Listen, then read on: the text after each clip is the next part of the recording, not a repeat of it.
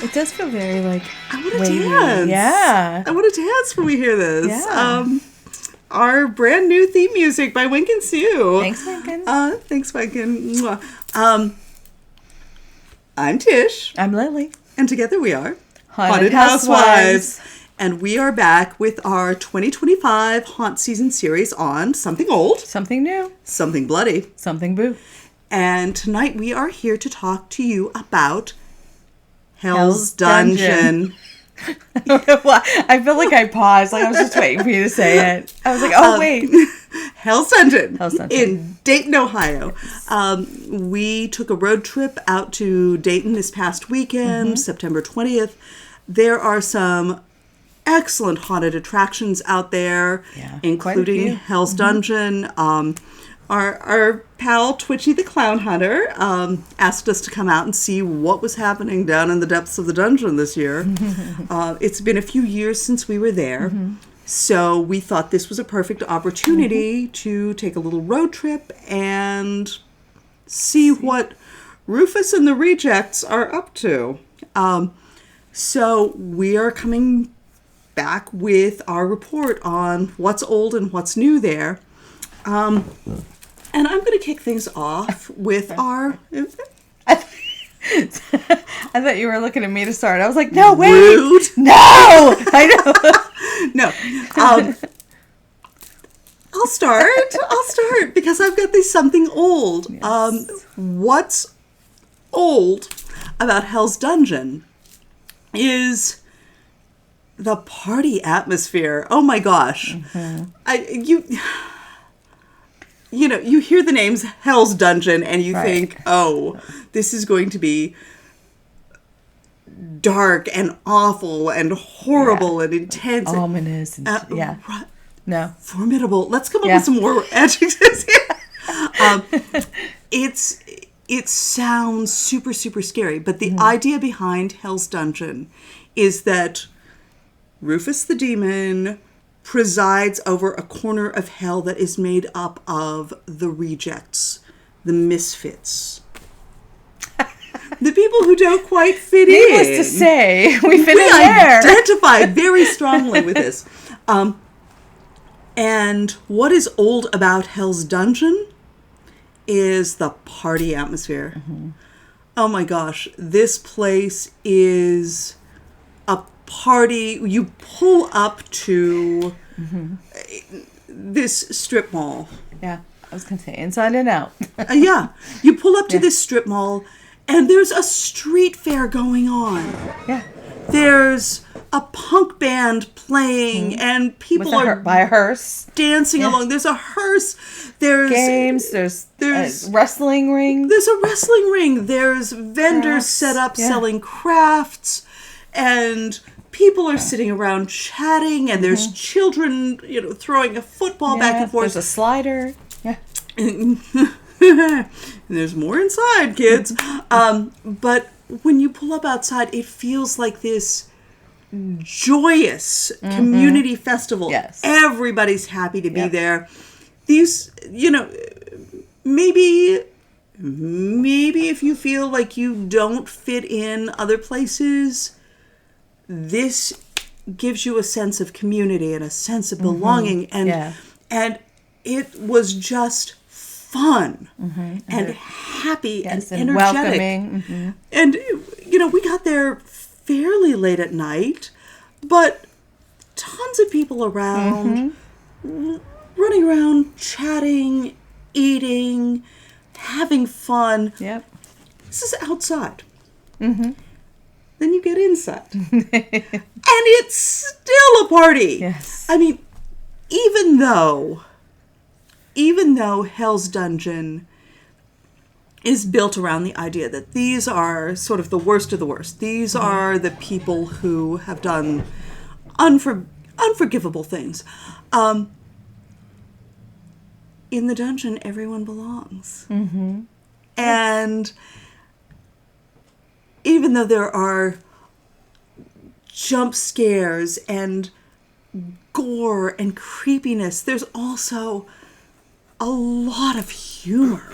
Yes. And a lot of... It's fun the whole way through. And funny. They're interacting with you. They're telling you jokes. So personally, I kind of got in trouble because... She's a thief. I am... Yeah, ask Fred. You're a thief. You're wrong.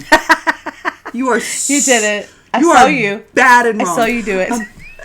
So I'm about halfway through the dungeon, and this giant clown hands me, like, comes up to me. He didn't hand it. No, you stole it. Go ahead. Continue. Why would I steal this? Let's think this through. Let's think this through logically. Why would I steal a rope of intestines? This clown comes up to me and goes, "Here, take this," and hands me intestines. And I'm like, oh, okay, I'll take the intestines. Was that after the drugs that were shot into your mouth? Possibly.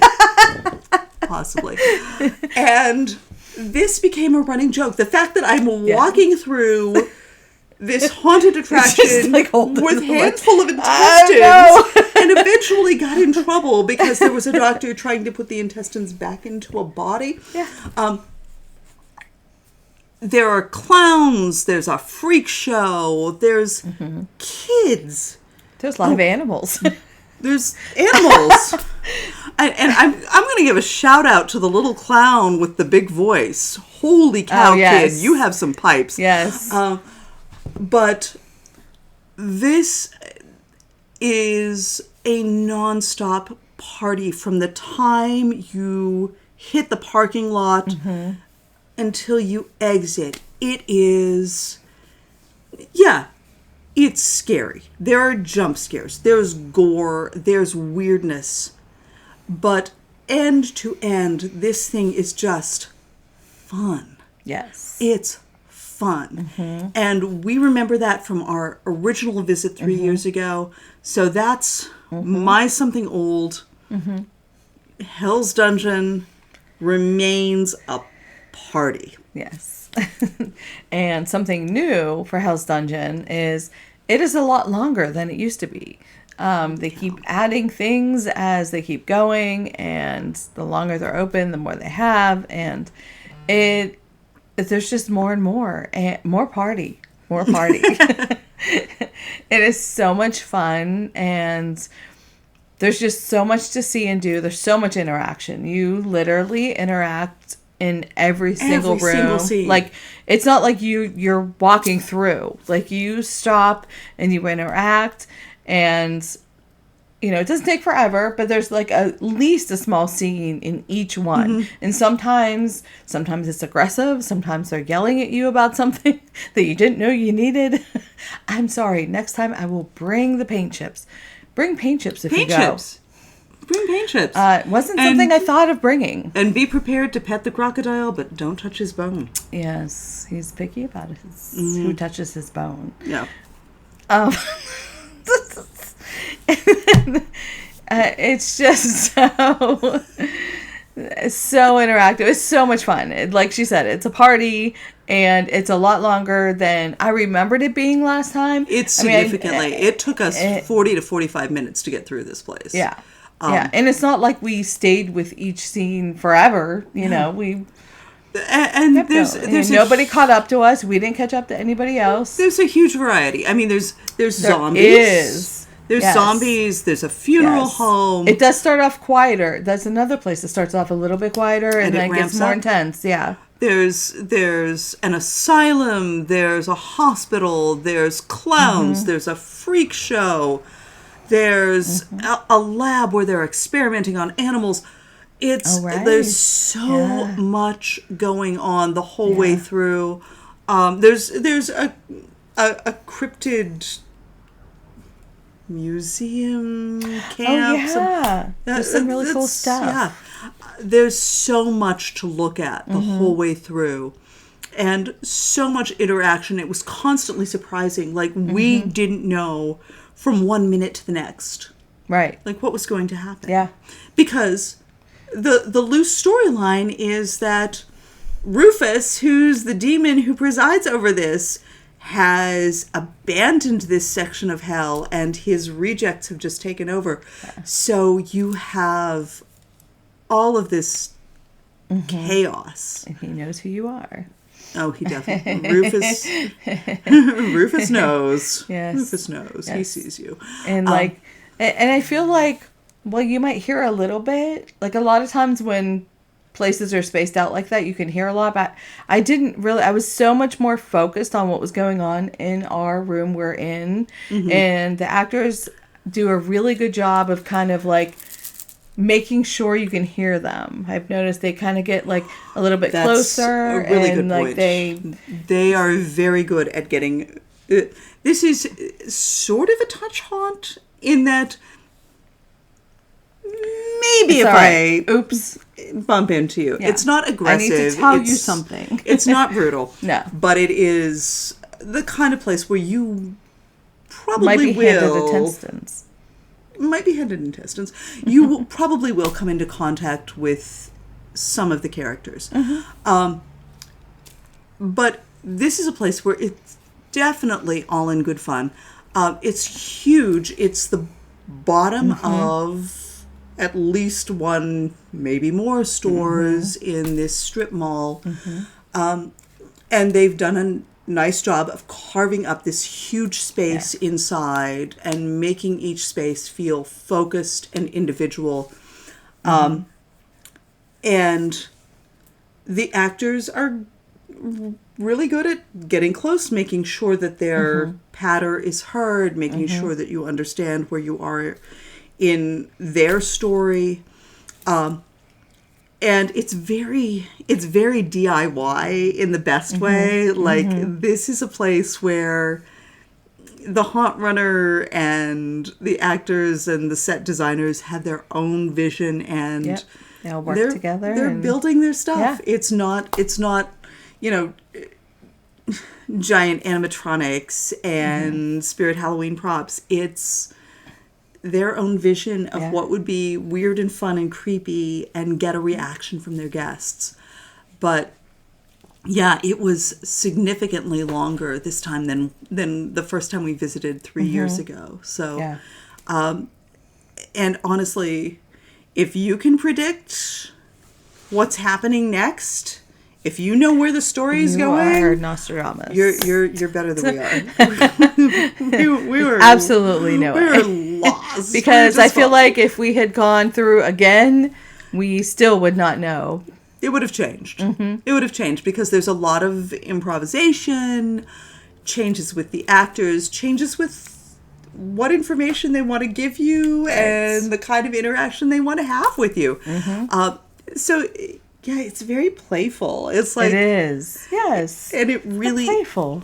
And it depends, I think, on the guest too. Yes. Because there were families with kids who were going through, and I imagine that the creatures would have interacted very differently with them than they did with us sometimes. We got some kind of off-color jokes. What? What? You stole intestines. I was handed the intestines. But were you? Why would I take the intestines voluntarily? Set a give? So... If you go to Hell's Dungeon in Dayton, Ohio, tell us what your experience was like. I'm sure you're going to get a completely different storyline. Right. Yeah. Different characters. I know. Yeah. I'm very curious. It's going to switch up depending on who you are and who you go through with. And when and what time, what day. It's just fun and playful and... 45 minutes or so of just Halloween fun. Yes. So if you get out to Hell's Dungeon, drop a comment. If there's any place you think that we should visit before the end of Halloween season, let us know. And we'll try to get there. And we will see you next time at Haunted Housewives with Tish and Lily. Bye. Bye.